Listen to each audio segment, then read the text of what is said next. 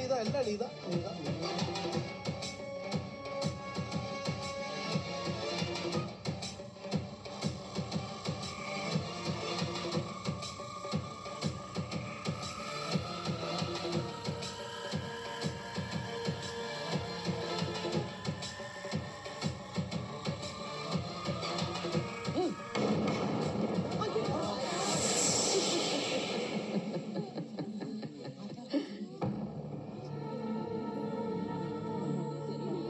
சேவல் பத்திக்கிட்டு எரியுதுமா.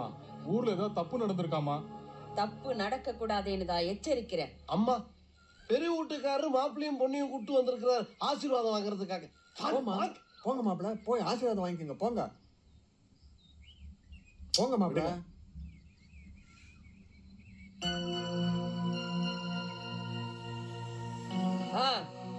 உன் கழுத்துல தாலி நல்லபடியா தொங்கட்டும்.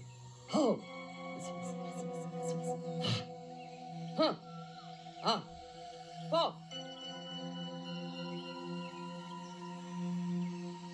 மாப்பிள்ளை என்னவோ கேட்க நினைக்கிறார் போல இருக்கு. இது கோவில் இல்லாத ஊரா இருக்கு. இது ருத்ர பூமி. சிவன் தன் பூதகணங்களோட உடம்புல சுடுகாட்டு சாம்பல பூசிக்கிட்டு ஆடின இடம் இது. இங்க கோயில் கட்டக்கூடாது. எடுத்து வைக்கிற காலடி ஒவ்வொன்னும் ஒரு உக்கிரமான தேவதையோட ஆணைக்கு கட்டுப்பட்டது. எனக்கு சீதனமா கிடைக்கிற என் சொந்த இடத்துல என் இஷ்ட தெய்வம் முருகனுக்கு ஒரு கோவில் கட்டலாம் நினைக்கிறேன். இந்த ஊர்ல மட்டும்தான் விதிக்கு கோயில் இல்லாத தெய்வம் இருக்கு. விதியை மாத்த எந்த தெய்வத்தாலையும் முடியாது. அதுலயும் சின்ன பையன் சிங்கார வேலனால முடியவே முடியாது. முருகன் விதியை அழிக்கிற கலியுக கடவுள். தம்பி, விதிதான் மத்தது அழிக்குமே தவிர விதியை எதுவுமே அழிக்காது.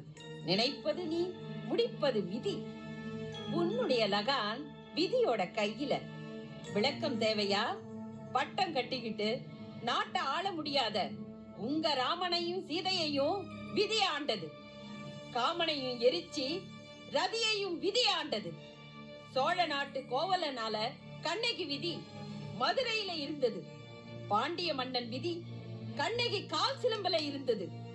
அந்த விதி யாரையும் வீதிக்கு கொண்டு வராம பாத்துக்கிற உக்ர தேவதை இருக்கிற இடம் இது. புரிஞ்சுதா? சொல்றத சொல்லிட்ட, அதுக்கு மேல ஓ இஷ்டம். அதுவும் விதி. விதிக்கு நீங்க கொடுத்த விளக்கம் அச்சப்படுத்துறதுக்கு சொன்ன எச்சரிக்கையா என் மனசுக்கு படுது. எச்சரிக்கை பண்ணி ஏன் எல்லைக்குள்ள இருக்கிறவங்களை காப்பாத்துறது ஏன் வேலை? தெய்வ அவதாரங்கிறியே, அந்த ஸ்ரீராமனுக்கே பொய்மான் எது நிஜமான் எதுன்னு அடையாளம் தெரியாம போனது எதனால? சத்தியசீலன் தர்மபுத்திரனுக்கே சூதாட கூடாதுன்னு தோணாதது ஏன்? முக்காலமும் உணர்ந்த கௌதம மகரிஷிக்கே பொய்க்கோழிக்கும் நிஜ கோழிக்கும் வித்தியாசம் தெரியாம போச்சே, அது யாரால? மதிய விதி மறைச்சதால. நான் கும்புற பிரம்ம ராட்சசன் விதி கணக்கு தெரிஞ்சவன். புரிஞ்சதா? கோடையில குளமும் வத்தி மழையில நிரம்பும். வெள்ளம் பார்த்த நதியும் வருஷத்துக்கு ஒரு தடவை வறண்டு போற விதியை பார்க்கும். நிலமும் வறண்டதுக்கு அப்புறம் தான் பசுமையாகும். மரமும் இலையை உதிர்த்துட்டு தான் தழைக்கும். இது எல்லாமே விதிக்கு வளைஞ்சு கொடுக்கும். ஆனா இறைவன் நேதியில நிரந்தரமானது மலைதான். ஆடாது, அசையாது, வளரும்னு விஞ்ஞானம் சொல்லுது. அந்த மலையில தான் எங்க அப்பன் முருகன் இருக்கான். குன்றுதோறும் கோவில் கொண்ட என் முருகனுக்கு ஒரு கோவில் கட்ட ஆசைப்படுறேன். நீ வந்த வழி எந்த வழின்னு தெரிஞ்சிடுச்சு. அது கந்தன் தந்த வழி. வரப்போற வழியை காட்ட முடியாதுப்பா அந்த சின்ன பயலால. அப்புறம் பழியை ஏன் மேல போட்டுறாத. போ. போங்கயா, போங்கடா, போங்கடா. அவனை தூக்கிட்டு போங்கடா. கோவம் வந்துடும். வந்தவன் கிளம்பி விட்டான்ல. போங்க போங்க, தூக்கிட்டு போங்க.